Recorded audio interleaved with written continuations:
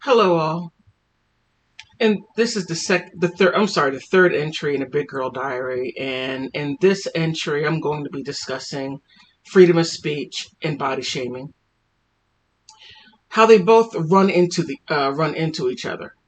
First, I'm going to speak on freedom of speech, then body shaming, and then tie them both together. Freedom of speech, First Amendment, is something that the founding fathers thought that we needed to have, and that's why they wrote it into the Constitution. Um, and and it has served us right as a people to where we can express outrage through speech, speaking, symbols, and we're able to get that across without fear or retaliation. So that right there is our inalienable right as being citizens in this country. And let the truth be told, we are the only country that has freedom of speech. We should not let that go, in my humble opinion. Now, can freedom of speech go too far? Yes. People really must be careful how they exercise their freedom of speech. Do not incite a riot. Do not incite a fight, a brawl, whatever it is. Be careful with what you say. For every great power, there is great responsibility. And we have great responsibility by having freedom of speech. We should not take it lightly, and we should not abuse it. There are some people who abuse it. And that's where body shaming comes in. Body shaming is not a good. Okay, no. Let me backtrack. Body shaming has a In my previous video, I did a video on body shaming, is it good or bad? Now, body shaming, depending on the intent of the person, what their intentions are, is it good or is it bad? Now, the good intention is when you do constructive criticism with a person that may be overweight and help that person to get to a healthier weight. And constructive criticism is not only do you express the issue, but however, you give a solution.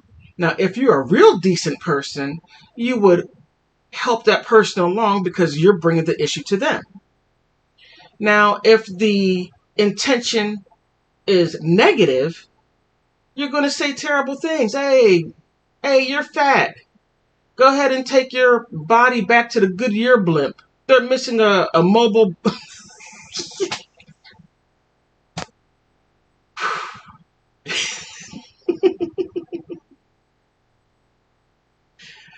Okay. Um. Again, so with body shaming and the negative part of it, not everyone has tough skin. There are people that are dealing with emotional issues or maybe emotionally fragile.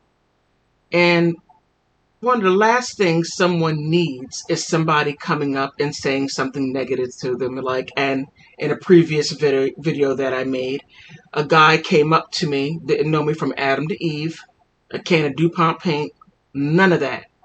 And he said, "Oh, can I ask you a question?" And he asked me if I needed a scale. What kind of mess is that? However, I got tough skin.